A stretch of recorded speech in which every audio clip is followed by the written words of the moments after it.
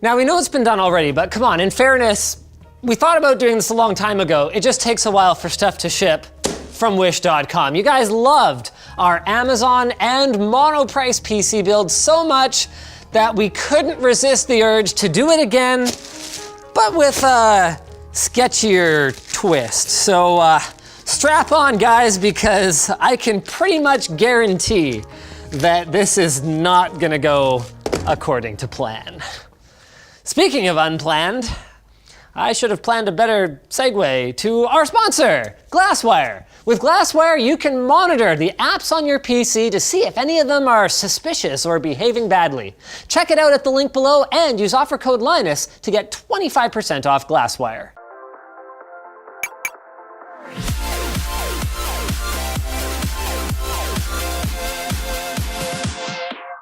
All right, step one, put on my LTT hoodie, lttstore.com. Step two, let's start unpacking this stuff. So first up is our case. You can tell that it's super high quality because even with my weak sauce left arm, I am easily manhandling it here. Let's go ahead and do a nice little peel for you guys. Ah, yes. Oh, that was not a good peel. You know what, the case though actually feels better quality than the plastic Ooh. Oh crap, I bent it. So I was holding it by the I/O cutout and I actually warped it a little bit. I think I'll pick it up the way you're intended to from now on. Features wise though, this actually doesn't look that bad. We've got 3 front USBs, including a USB 3, power, reset, front ports. We've got, wow, an easily removable magnetic fan filter with room for a couple of 120mm fans up here. It actually includes what appears to be a 120mm RGB fan, although it may just be that the label is red, green, and blue. The side panel mounts in like this tempered glass style, but this is in fact an acrylic side panel. And then check this out. It's got that punched out style back panel, so you've actually got a little bit of room for cable management back here. I mean, not a ton, but a little bit is better than nothing. That is a weird fan. Like it's a 120mm frame, but those blades are tiny. So this is what I'm talking about. Look how big the blades are on that 120mm versus the other one. It's like a 90mm fan in a 120mm frame. It's got this like thick frame on it. It's weird. Now this is a cool feature. You've actually got color coding on your switches and your LEDs here. And it seems to correspond to the colors that at least some manufacturers use. I'm pretty sure ASUS uses blue for reset. How much did we pay for this thing? $97. What? So apparently cases are not actually a great deal on Wish.com. At least it has a tempered glass front panel. All right, let's open up our next mystery package here. Ah, a motherboard. What is with all the bubble wrap around this thing? I mean, in fairness, it still looks like it got drop kicked. So there's a couple takeaways here. One, all the extra packaging seems to be justified, and 2, the way that they're applying their extra packaging is not very effective. Oh, so that's interesting. Yeah, this motherboard is not that at all. Full testing, okay. All right.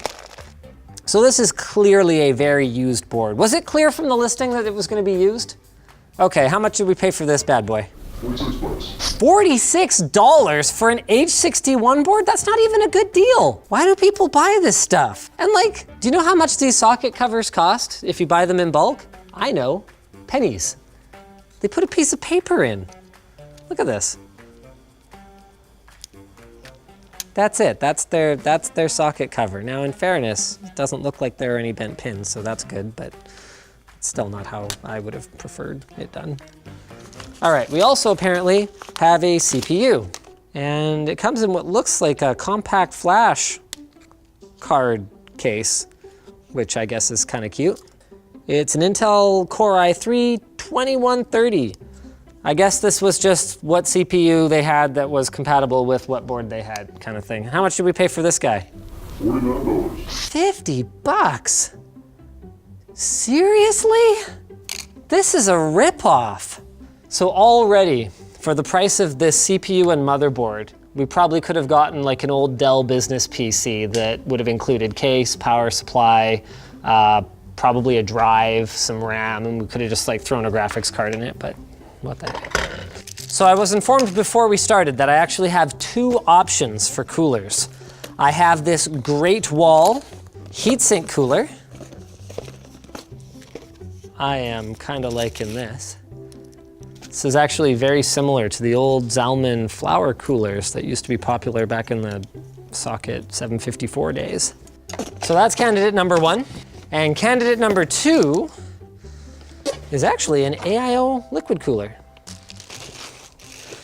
I mean, it shouldn't surprise me given that they're all basically made in China anyway, but this looks very, very similar in materials and construction to what you'd get from an AIO cooler that you purchased just normally off of Amazon or whatever.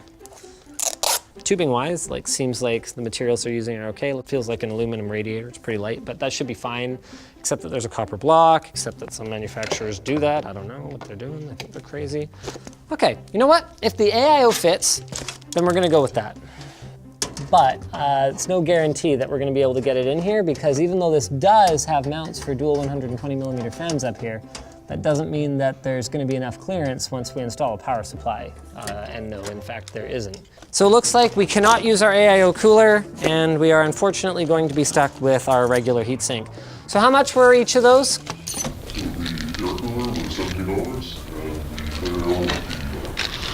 So our theme continues of our prices not necessarily being outlandishly bad on these ones. I'd say 80 bucks for like a, I don't know, kind of decent looking AIO is fine, but it's certainly not special. Okay, so it should just be a matter of throwing our clips on here. And clip one, and clip two. Give it a little wiggle, and plug in. Did we also buy RAM off Wish? Oh, there it is. Oh, wow. That is some, hey, wait a second. Wait a second. I am pretty sure that they don't have the rights to use this image. So this is Vaseki High Performance DDR. And you can tell that they're really high budget and care a lot about their packaging when they use the same packaging for everything from DDR3 1333 to DDR4 3200. Like, it's some of this. Something like that. Let's go ahead and install this stuff. So this is DDR3 1333. I'm super glad we spent money on this. How much did we spend? $40 on 8 gigs. You know what? I think that's actually not entirely unreasonable.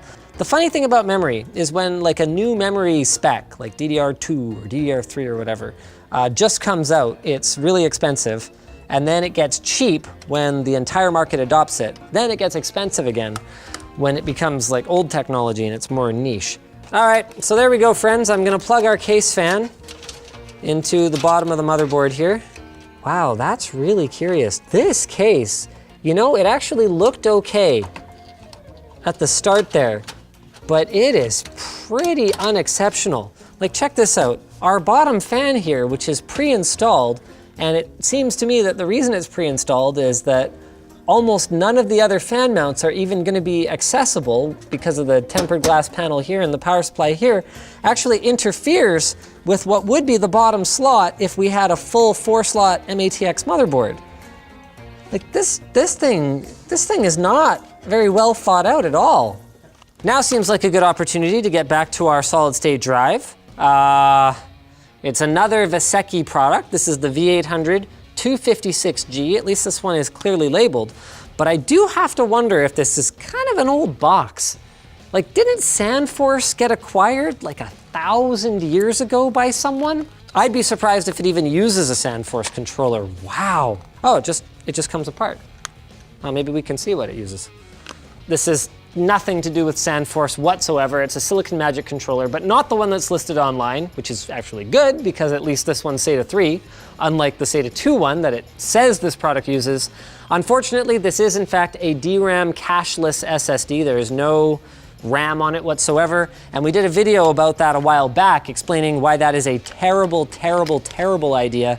And in some cases, you might even get better performance out of a mechanical hard drive compared to a cashless SSD. So there you go. I mean, it's nothing we didn't already know, but we wouldn't recommend this. Let's install it in our computer. How much did I pay for that? $56?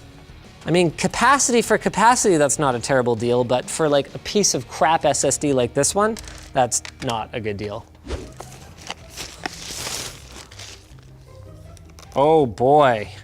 When your SLI still uses a lowercase I because you haven't updated any of your materials since like 2010? Oh boy. Now let's have a look at our connectors here. So we've got 2 leads, each of which are Molex and a SATA. Wow, this wiring, it's so cheap. Even the plastic for the connectors feels cheap. On a positive note, I do think we have all the connectors we need. 4-pin for the CPU, 24-pin for the motherboard, 6-pin for, oh right, graphics card. So this one we're pretty sure is a ripoff. Actually, speaking of ripoffs, how much did I pay for this piece of garbage? $31. 31 bucks? That's overpriced. Not that you should ever use even like a good $31 power supply in like a decent machine. Power supply is one of those things, it's just not worth it to cheap out on. And wow, look at this thing. So if I had to guess, I would say that this is a 460 Ti or a 560. What is it? That is a 1060. A 1060? It doesn't even have a 6-pin power connector on it. 1060, my ass. Wait, NVIDIA's 10 series doesn't even have VGA support. Oh, you. How much did I pay for this? It's $45. 45 bucks. Well, at least the price was right. All right, let's go ahead and install this piece of hot garbage. Now, normally your power supply is supposed to be the one that comes with your mounting screws, but either they fell out of the gaping hole in the bottom of the box or they just weren't included. So what we're gonna do is we're gonna salvage a couple of what appear to be power supply compatible screws, but that seem to have been intended for expansion cards. So what's our total bill for the tower? The air cooler is $380. $380 with the air cooler option. That is brutal. That is so much more than I would pay for this. Now our PC is done, but what we still don't know is how true any of the manufacturer's claims were about their products. To find that out, we're gonna have to actually install Windows on it and fire it up. But before we can do that, of course, we're gonna need some peripherals. Let's start with the Zhulang Wolf Rainbow Light K16 game keyboard. Wow. This may be the lightest keyboard that I have ever felt. Then also from the same brand, I think, although this time it's in Chinese instead of English, but it's the same logo here. We've got some kind of gaming mouse, I guess. That is quite literally the spongiest click that I have ever felt on anything. You can even see a lot of that travel is being absorbed by the PCB underneath. See how much that port is moving? That is grody. Okay, this I've actually seen. This mouse pad is a pretty good deal. All right, how much did the peripherals cost us? And that includes the mouse pad? Well, at least the price is right for the peripherals, because these are definitely like $10 worthy peripherals over here. All right, so this is it, ladies and gentlemen. Our epic gaming setup is now ready for a Windows install and a gaming test. We'll be right back. All right, so we're getting some games downloading, we're gonna get some drivers installed, but before we do that, I've got an update for you. This power supply was even worse than we expected. Not only did it suck, it didn't work at all. So we had to pull in just a TX 750 in order to get the system powered up at all. The good news is that once we did that, we were at least able to get Windows installed. Yeah, it's clear by this point that this is not a build that you guys would want to emulate, but get subscribed if you're not already, because we're gonna have a Ryzen build guide coming up pretty soon that's gonna be more by the book. Now let's take some time to explore what kind of hardware we've really ended up with here. So we'll fire up hardware info, fire up our device manager, and see what we're looking at. One thing I figured out already is this computer is not very fast. All right, so we're gonna start with device manager here. You can see all of our drivers auto-installed for like our chipset and all that kind of stuff. It's older hardware, so Windows just knows what to do with that. So it turns out this is in fact a Core i3-2130, so that's good, I guess. Okay, all right, gigabit Ethernet, blah, blah, everything here looks fine, but we don't have a GPU driver yet, so that's not showing up. So it says here, we've got a GTX 1050 Ti, and we've actually got the NVIDIA drivers unpacking in the background here, but we fire up hardware info, and this is hilarious. Sandy Bridge processor, fake NVIDIA GTX 1050 Ti fake. It's not, one fake is not enough for this, 2 fakes. So this is a GF116, which if I recall correctly, is Fermi. That is an old GPU. Unfortunately, because it's not reporting anything here, we have no way of knowing at this time which one it is. So the only way to find out is going to be to try and get some real drivers installed so that it can hopefully identify itself correctly. So let's try the NVIDIA installer here and see what happens. Oh wow, it successfully installed the driver. It still reports as a 1050 Ti, interesting. So I thought we were actually going to have to install off the included driver disk with like these hacky drivers on it. See, that looks really legitimate.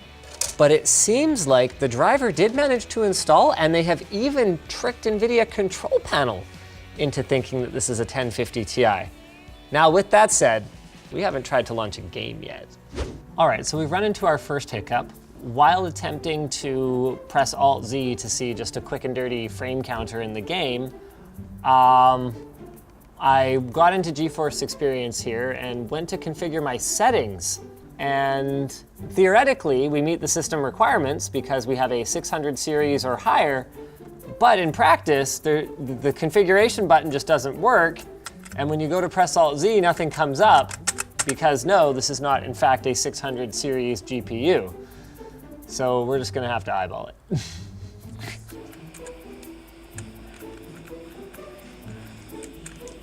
Yay, oh no.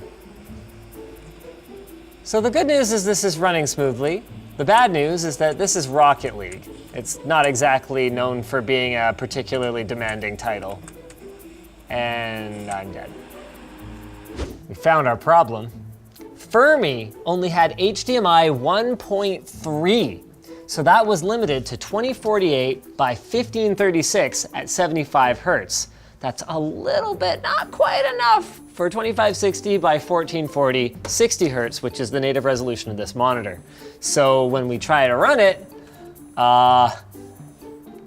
confusion ensues.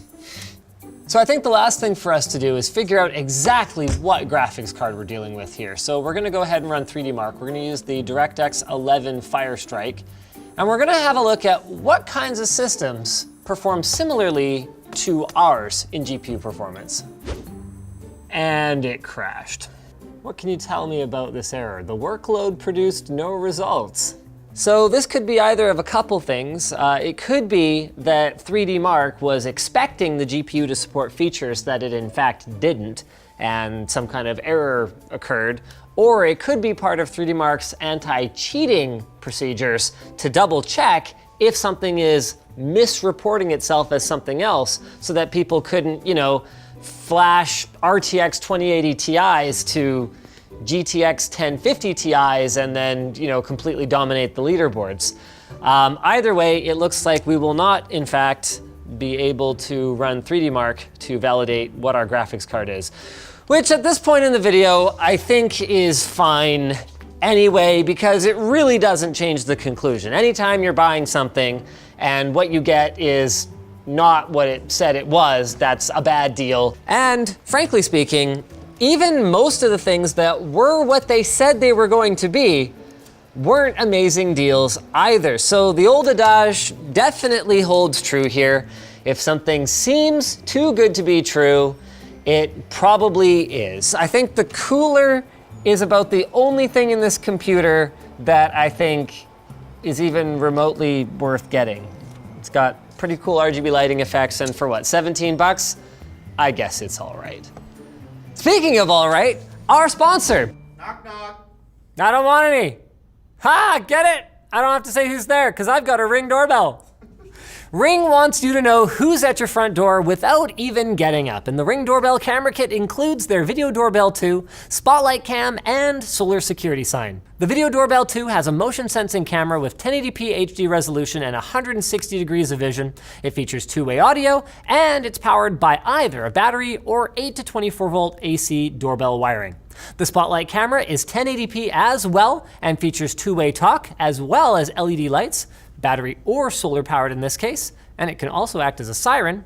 And their solar security sign is designed to act as a general deterrent, since they know that they're gonna be monitored if they're gonna be close to your property. The entire kit is great, since you can use it to turn away unwelcome guests, and my personal favorite, of course, is letting the Amazon delivery driver to know, wait, hold on a second, I'm coming. Don't leave with my package, I want it today. So get some peace of mind with the Ring Doorbell Camera Kit. It's compatible with iOS, Android, Mac, and Windows, and we've got it linked in the video description. So thanks for watching, guys. If you want to buy a GPU that's not a scam, check out our recent GPU buyer's guide. It covers everything that's current in the market at a bunch of different price points. See ya. Ow, my toe. Ah, sandals. Okay, it's the one disadvantage. There you go, guys. I think that's where I hit it. So whatever happened here, someone was not happy about delivering this package.